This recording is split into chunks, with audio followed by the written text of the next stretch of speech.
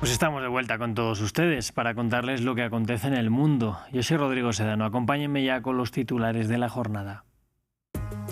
El denominado zar de la frontera de Donald Trump, Tom Homan, anunció el fin de la operación antimigración en Minnesota.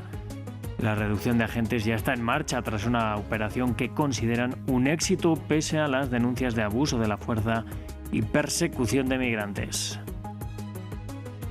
Y en Venezuela este jueves se lleva a cabo la segunda sesión sobre la ley de amnistía en la Asamblea Nacional. Los diputados analizan artículo por artículo el texto para su aprobación. Al tiempo hay marchas chavistas de apoyo y opositoras para presionar por la salida de todos los presos. Tenemos reporte.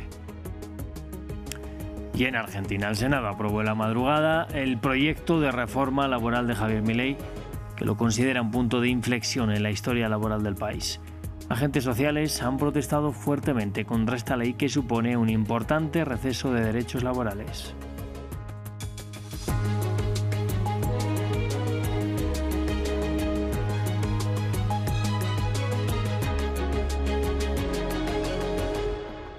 Pues abrimos este informativo en Estados Unidos porque este jueves el denominado como zar de la frontera de Donald Trump, Tom Homan, ha anunciado el fin de las redadas del ICE en Minnesota. Homan ha asegurado que Donald Trump había aprobado la propuesta y que ya se está llevando a cabo la retirada paulatina de los agentes. Para el gobierno se trata de una operación exitosa, pese a que agentes de la ICE han matado a 2 personas en la ciudad en medio de acusaciones de abuso de la fuerza y persecución a migrantes. Con el éxito que hemos obtenido en la detención de amenazas a la seguridad pública y otras prioridades desde que comenzó esta operación de aumento de fuego, así como los niveles sin precedentes de coordinación entre funcionarios estatales y fuerzas del orden locales, he propuesto y el presidente Trump ha estado de acuerdo en que esta operación de aumento concluya. Esta semana ya se ha producido una reducción significativa y continuará la próxima semana. Y el propósito declarado de la misión de la ICE era retirar a migrantes sin documentos y a presuntos delincuentes peligrosos. Los demócratas, sin embargo, ven además un esfuerzo más amplio por controlar la votación en estados clave de cara a las cruciales elecciones de medio término en noviembre, en las que están en juego el control de ambas cámaras del Congreso y que podrían poner en jaque la agenda de Trump. Nos lo cuenta Jesús Yajure. La administración Trump pone fin a la campaña anti-inmigración en Minnesota, una operación que se extendió por más de 2 meses y provocó una ola de rechazo y oposición de los residentes y funcionarios locales. La operación dejó más de 3.000 agentes desplegados desde finales de enero, con más de 4.000 arrestos que se enfocaron, según las autoridades, en criminales. Críticos tildaron la operación de desequilibrada y caótica, y los tiroteos fatales de Renee Good y Alex Pretty y el arresto del menor Liam Conejo provocaron un impacto negativo en el público. Mucha gente no cree que valga la pena usar tácticas agresivas y creo que ahí es donde se estaba perdiendo la confianza del público. El anuncio se conoce al tiempo en el que se dan otros momentos políticos. La Cámara de Representantes aprobó un proyecto que plantea exigir prueba de ciudadanía a los votantes de cara a las elecciones legislativas en las que se decidirá el control de ambas cámaras del Congreso. Los republicanos argumentan que el proyecto de ley restaura la confianza en el sistema electoral. Para los demócratas, el proyecto es una táctica para suprimir votantes. Es un requisito muy sensato, presentar una identificación con foto para votar. Eso es todo. Los únicos que se oponen son quienes quieren engañar a nuestro sistema y participar en nuestras elecciones ilegalmente.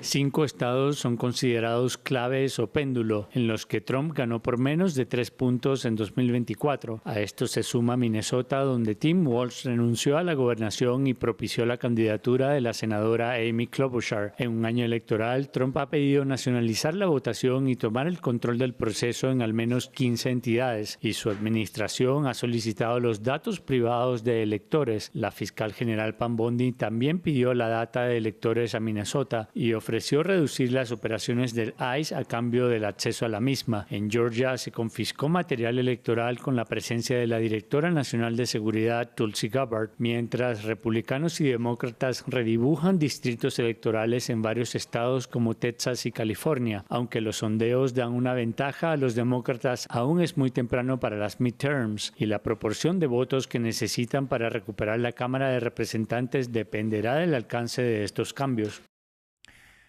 Millones de documentos del caso Epstein salpican a un gran número de personalidades en el mundo, desde los círculos políticos y empresariales a los de sangre azul, donde familias reales europeas también se han visto manchadas. Según los analistas, las publicaciones traspasan fronteras y presentan ahora una prueba de credibilidad para las instituciones en todo el mundo. Nos lo cuenta Albert Naya.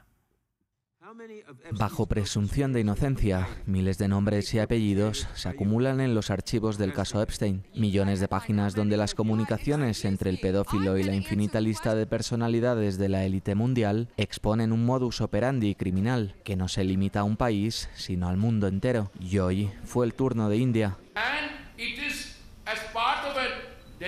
Fue parte de mis labores con 2 delegaciones que me reuniera con el señor Epstein en varias ocasiones, tal vez 3 o 4. Pero también se vieron salpicadas las realezas del viejo continente, como la sueca o la británica, y como no, los círculos poderosos de Estados Unidos. Donald Trump afirmó en 2019 no saber de las actividades delictivas de Epstein, pero las publicaciones más recientes indican que Trump efectivamente supo de las acciones del criminal sexual años antes. Trump llamó al departamento de policía de Palm Beach para decirle: menos mal que lo están deteniendo, todo el mundo sabe que ha estado haciendo esto. Contradicciones desde el despacho Oval para unos archivos que se publican a cuentagotas y la credibilidad de las instituciones en juego. La gente quiere respuestas y sabe que no se les ha dado una versión transparente. Saben que se están ocultando figuras clave. Se trata de la credibilidad institucional y la rendición de cuentas de las élites, y ya sea en Estados Unidos, el Reino Unido o la India. Lo que estamos viendo es que la gente quiere respuestas y quiere saber quién dirige realmente nuestras instituciones, y parece mucho más complejo de lo que se nos ha permitido saber. Los documentos aportan pruebas, pero los presuntos hechos han sido relatados incontables veces con todo lujo de detalles. Pruebas en bandeja de plata, pero ni una sola persona detenida, ni una sola persona en la cárcel. Los días del encubrimiento han terminado.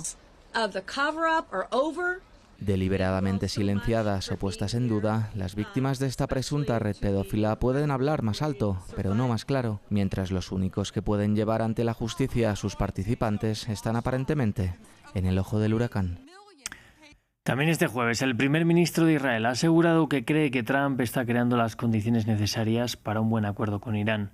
Ha vuelto a insistir en que ese acuerdo debe abordar el tema de los misiles balísticos, tema que para Teherán es una línea roja.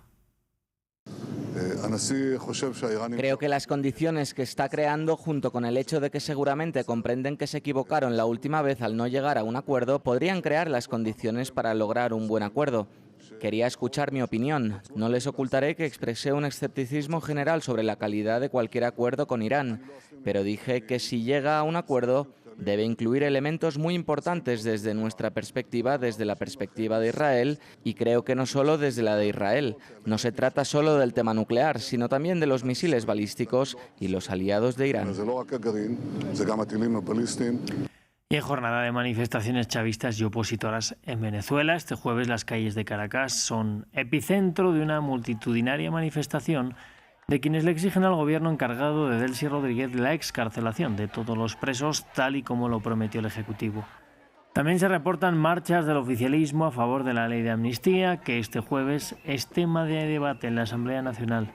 Para los detalles, nuestra corresponsal Daniela Zambrano nos reportó previamente. Hay mucha expectativa con respecto a este proyecto de ley, pues durante todo el proceso de consulta pública en el que se le dio la palabra a familiares de presos políticos, también a personas que han sido víctimas de persecución, a decanos de facultades, hubo muchas críticas y muchos cuestionamientos a esta ley. Me permito comentar algunos de ellos. Por ejemplo, se exige que esta ley contemple garantía de reparación de las víctimas y que para ello se reconozca a las víctimas como tales, y que hubo y hay persecución política en Venezuela. El proyecto de ley señala, por ejemplo, que el Ministerio de Interior y Justicia, que dirige el ministro Diosdado Cabello, sería el encargado de implementar los mecanismos para el cumplimiento de la normativa. Hay cuestionamientos con respecto a esto, se pide la nulidad. También se cuestiona que son los tribunales y los jueces que llevaron a esas personas a prisión precisamente los encargados de revisar esta ley, esta aplicación de la ley de amnistía. También que quedan excluidos algunos delitos, por ejemplo, el de corrupción, corrupción, porque hay personas acusadas de corrupción que no cometieron ese delito, entonces quedarían excluidas, así como también el de terrorismo. Hay decenas de personas acusadas de terrorismo en Venezuela que no tienen relación con este delito. Entonces, yo creo que va a ser larga esta discusión hoy en la Asamblea Nacional y no creo que hoy mismo pueda ser aprobada esta ley, pese a que desde el gobierno se ha pedido celeridad y pese a que hay presión también de todos los sectores en Venezuela para que se apruebe. Uno de los puntos también que dicen los familiares y también los juristas es que no es necesario aprobar una ley de amnistía para liberar a los presos políticos, que muchos de ellos fueron detenidos solo por una llamada, que con una llamada podrían abrirse las cárceles y que estas personas queden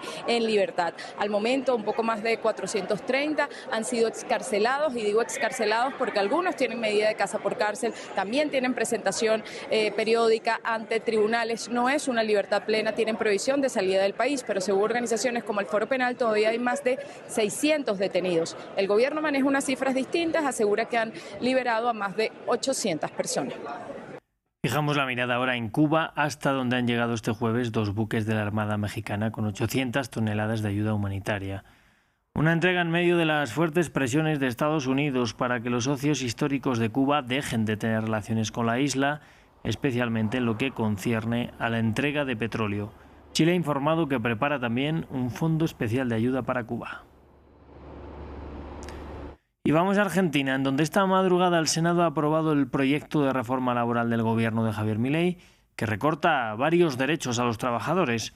Los legisladores debatieron la medida durante más de 13 horas y terminaron votando 42-30 a favor de la reforma para enviarla ahora a Cámara de Diputados. El gobierno de Javier Milei argumenta que impulsará la inversión y la creación de empleo formal, pero sus oponentes aseguran que amenaza las protecciones laborales de larga data en el país suramericano.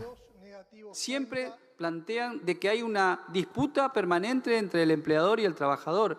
Acá hay que pensar en que en algún momento eso tiene que terminar, esa filosofía de la confrontación, y tenemos que lograr la posibilidad de que pensemos en el crecimiento del país. El país crece con inversiones.